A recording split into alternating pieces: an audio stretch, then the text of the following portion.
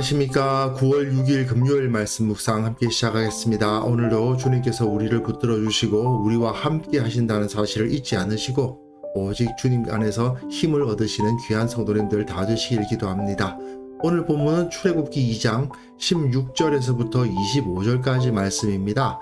어제 본문과 연결해서 모세를 하나님께서 어떻게 사용하시고 어떻게 바로잡으셨던가 하는 것을 볼 수가 있을 것 같습니다. 오늘 본문을 통해서 하나님께서 우리의 마음을 어떻게 바라보고 계시고 우리 가운데에서 어떻게 역사하시는지를 한번 생각해보는 시간 되었으면 좋겠습니다. 그럼 먼저 말씀 보시겠습니다.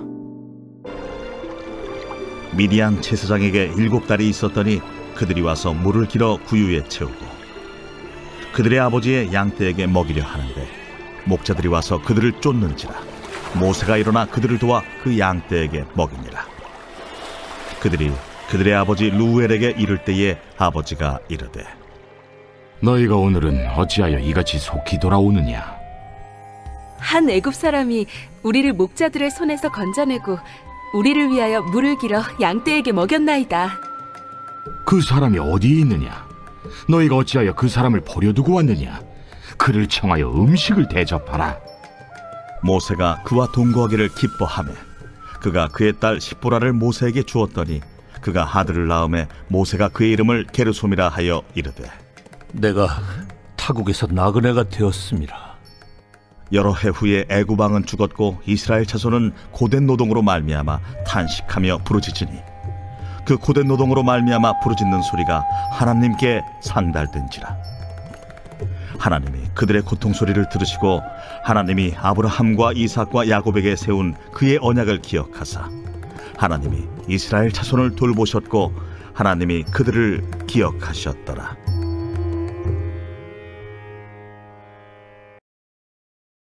어제와 오늘 우리가 묵상하고 있는 이 모세가 애굽에서 바로를 피해 가지고 미디안으로 가고 그리고 오늘 본문에 있었던 일들을 하는 것을 보면은 이게 창세기에 나와 있는 야곱의 모습과 아주 비슷합니다.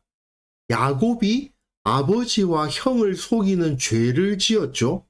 그래서 에서가 야곱을 죽이려고 하지 않습니까? 그래서 야곱이 에서를 피하여 바단 아람으로 도망가고 거기서 우물에 있다가 라헬을 만나고 그리고 라헬과 결혼해서 아들을 낳고 하는 모습이 있었죠.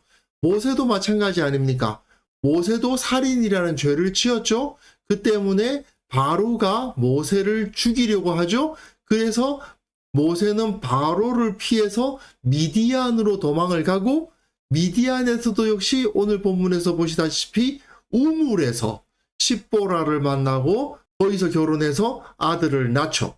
사실은 야곱의 모습과 모세의 모습이 같은 이야기의 틀 안에서 진행되고 있다는 것이 매우 중요합니다. 이것은 모세가 하나님의 섭리 안에서 이스라엘, 그러니까 야곱이 경험했던 것을 다시 경험함으로써 이스라엘의 대표가 되고 또한 지도자로서 선택되어 가는 과정 가운데 있음을 보여주는 거죠. 사실 이것은 예수님의 삶도 마찬가지예요. 예수님도 40일 동안 금식 기도하시는 모습을 통해서 이스라엘의 40년 광야 생활을 경험하시고 또한 이스라엘이 겪었던 여러 가지 일들을 몸소 겪으신 이후에 인간의 모든 고통과 어려움까지 다 겪으심으로써 온 땅의 모든 인류의 지도자가 되신 것 아닙니까? 똑같은 틀에 의해서 하나님의 역사는 언제나 진행되어 갑니다. 본문 보시면요. 미디안 제사장에게 7딸이 있었는데 이 제사장은 하나님의 제사장이었을 가능성이 매우 높습니다.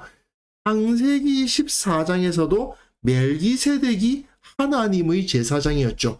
하나님께서 율법을 주셔서 성소에서 제사장을 세우시기 전에 하나님을 섬기던 이런 제사장들이 있었는데 이들이 어떻게 하나님의 제사장이었는가는 알 수가 없습니다.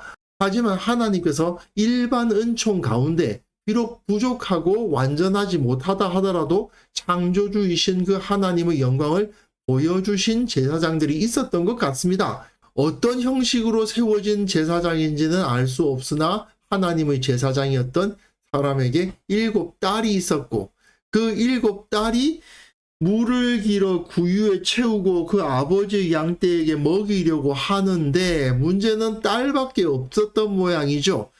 목자들이 와서 그들을 쫓아내려고 합니다.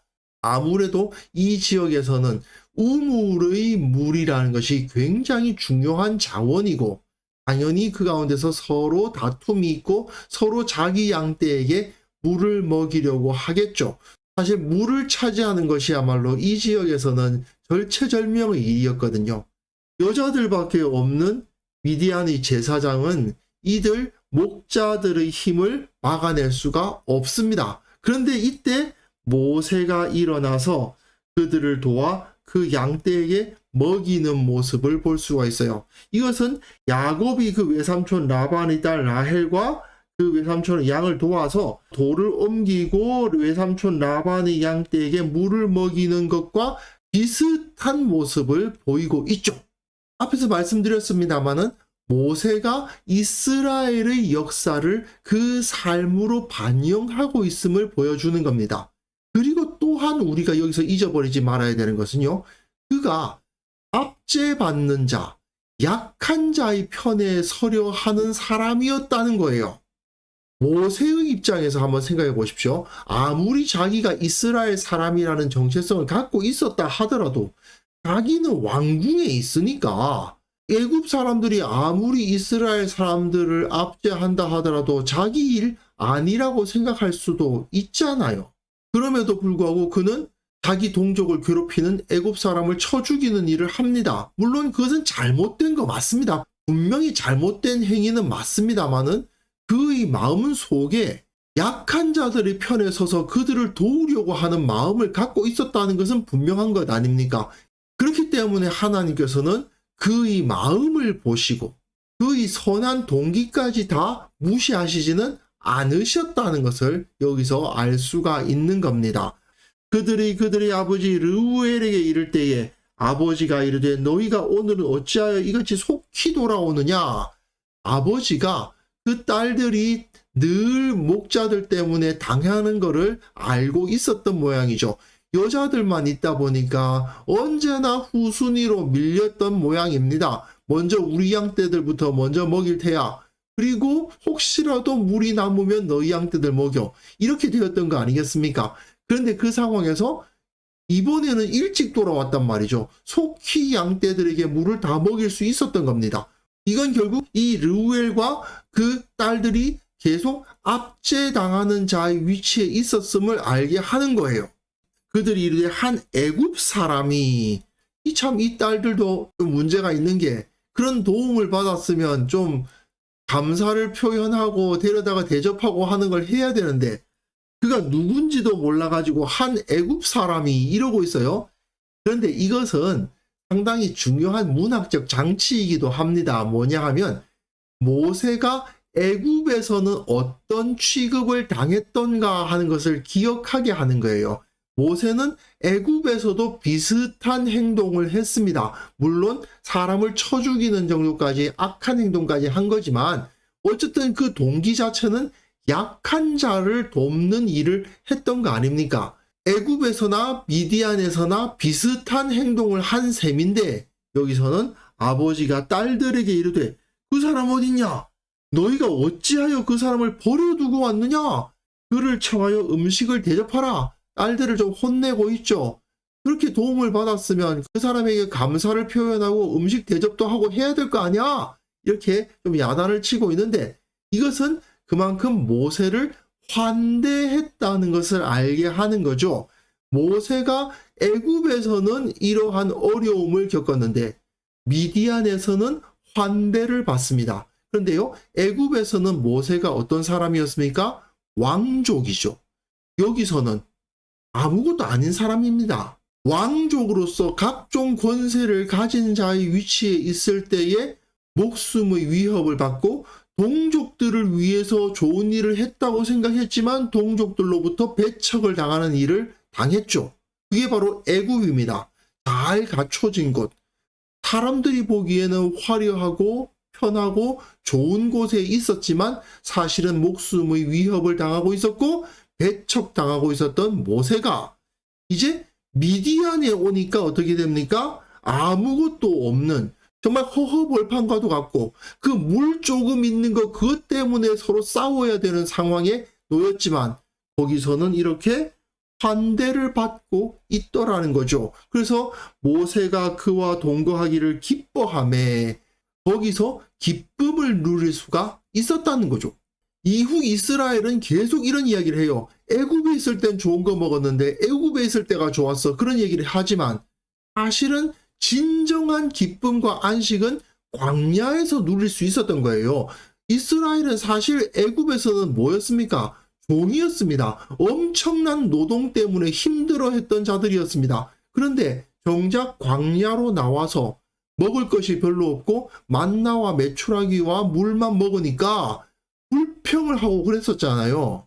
하지만 진정한 기쁨과 진정한 만족은 광야에서 있었는데 그들은 그걸 깨닫지를 못했죠. 그런데 모세는 어떻습니까?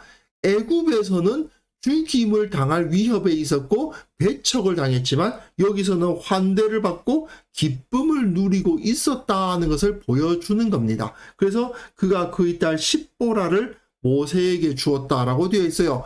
아내를 얻어서 결혼을 합니다. 이게 창세기를 좀 알면 좋은데 창세기에서는요 언제나 그 역사의 주인공이 되기 위해서는 반드시 아내를 얻어야 됩니다. 아담이 아내 하와를 얻어서 그 에덴 동산의 통치자가 되고요.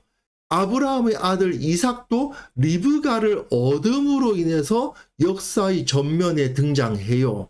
그리고 야곱도 마찬가지죠. 그 이전에는 그냥 이삭의 아들이었을 뿐이지만 도망을 가서 아내를 얻음으로 인해서 거기서부터 하나님의 역사의 주인공이 됩니다. 마찬가지로 모세도 여기서 십보라를 얻음으로써 하나님의 역사의 주인공이 되는 겁니다. 하지만 인간적으로 볼 때는 어떻습니까?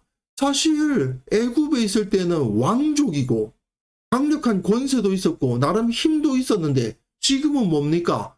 쫓겨난 존재잖아요. 아무것도 아닌 존재처럼 보입니다.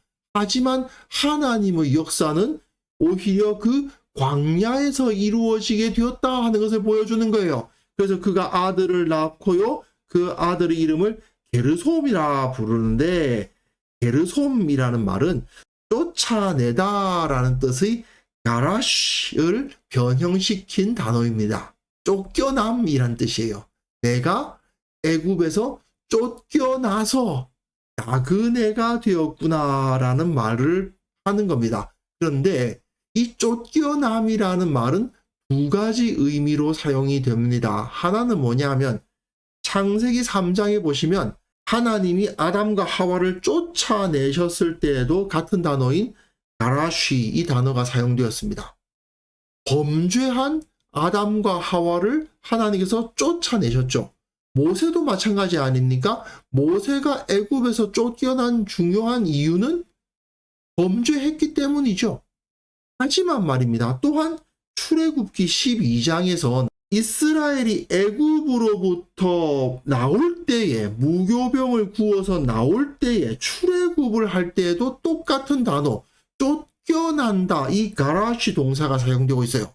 결국 죄로 말미암아 쫓겨나는 것이기도 하지만 그것은 또한 죄로부터 쫓겨나는 것이기도 한 것입니다. 하나님의 심판이 임해서 쫓겨났지만 그렇게 범죄로 인한 쫓겨남은 또한 하나님께서 그를 자유롭게 해주시는 쫓아내밀 수도 있었던 거죠. 이 묘한 아이러니가 모세의 인생 가운데 그리고 또한 이스라엘의 역사 가운데 이루어지는 것입니다. 여러 해 후에 애굽 왕이 죽습니다. 모세를 죽이려고 하던 자가 죽어요. 하지만 이스라엘 자손은 고된 노동으로 말미암아 탄식하며 부르짖고 있습니다. 근데 고된 노동 반복하고 있죠? 그 고된 노동으로 말미암아 부르짖는 소리가 하나님께 상달이 됩니다.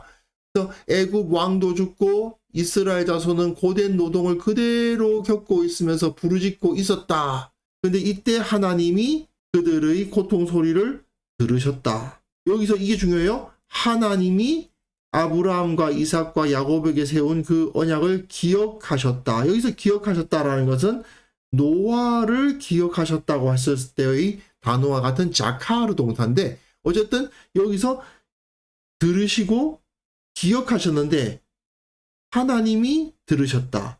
하나님이 기억하셨다. 또한 하나님이 이스라엘 자손을 돌보셨고 하나님이 그들을 기억하셨더라. 이 기억과 앞의 기억은 다른 단어입니다. 이건 사실은 기억하셨다기보다는 아셨더라는 표현을 쓰는 것이 더 정확하긴 한데요. 여하튼 이렇게 하나님께 그 소리가 상달되니까, 이들의 부르짖음이 상달되니까 하나님이 들으시고 하나님이 기억하시고 하나님이 돌보셨고 하나님이 아셨다. 이렇게 표현하면서 하나님께서 이제 그 역사의 시동을 거시고 하나님께서 새로운 일을 시작하시게 되셨다라는 것을 선언하면서 내일 본문, 너무나도 유명한 본문이죠. 하나님께서 모세를 만나시는 그 사건이 나타나는 겁니다. 어쨌든 하나님께서는 자신과는 상관없는 일이라고 생각할 수 있었던 일. 나는 왕족인데 저 아무리 동족이라고는 하지만 저 사람들 안 됐네. 나는 운이 좋네. 그런 태도로 자신에게 주어진 특권을 향유하고만 있었어도 되었을 모세가 자기 백성을 사랑하는 마음을 갖고 있고 약한 자의 편에 서고자 하는 것을 하나님께서는 아셨던 거죠. 그렇기 때문에 그를 오랜 기간 벌하시기는 해도, 그리고 그것으로 완전히 힘을 빼시긴 해도 하나님의 능력을 대신 주심으로 말미암아 그를 통해서 이스라엘을 구원하셨던 겁니다. 이거는 우리가 세상을 살아가면서 마땅히 가져야 할 태도가 무엇인지를 보여줍니다. 주님의 마음에 합한 동기를 가지고 있으면 주께서 그것을 결코 무시하지 않으십니다. 물론 모세처럼 죄악으로 자신의 선한 의도를 실현하려고 하는 어리석은 짓을 해서는 안 되죠. 아무리 동기가 선하다고 해도 죄악을 그 방법으로 사용했다가는 그거는 큰 문제를 일으킵니다. 하지만 중요한 것은 하나님은 그럼에도 불구하고 그 마음을 보고 계시고 그 선한 마음에 대해서는 기뻐하신다는 것을 우리는 기억해야만 됩니다. 또 혹시라도 우리가 의도는 참 좋았던 것 같은데 사실상 잘못을 저질렀을 수 있죠.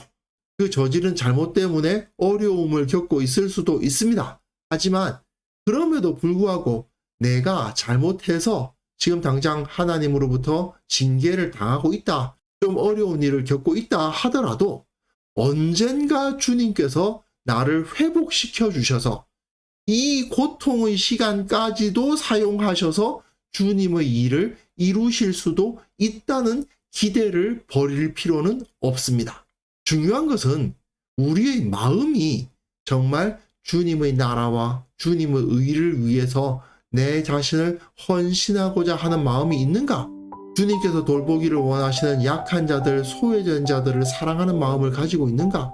주님의 영광이 이 세상에서 나타나지 않는 것으로 인한 의분을 가지고 있는가? 이게 중요하다는 것이죠. 다시 한번 말씀드리지만 그 마음을 실현하기 위해서 죄악을 저지르면 안 됩니다. 안 되지만 그러나 하나님께서는 우리의 마음을 보고 계시고 혹시 그 때문에 우리가 실수를 저지른다 하더라도 주님께서는 그에 대한 대가를 치르게 하시지만 그 치르는 대가까지도 사용하셔서 하나님의 일을 행하시기도 한다는 것을 우리가 확인할 수 있었으면 좋겠습니다. 그래서 이 시간 기도하실 때는요, 내가 선한 동기, 선한 마음을 잃어버리지 않는 것이 중요하다. 그걸 꼭 기억하게 하옵소서. 하나님께서 쓰시기에 합당한 도구가 되게 하여 주옵소서. 내게 주어진 이 어려운 상황이 있다면 하나님께서는 그것을 사용하셔서 더 큰 일을 이루실 수도 있다는 것을 믿음으로 받아들이게 하옵소서. 함께 기도하는 시간 가졌으면 합니다.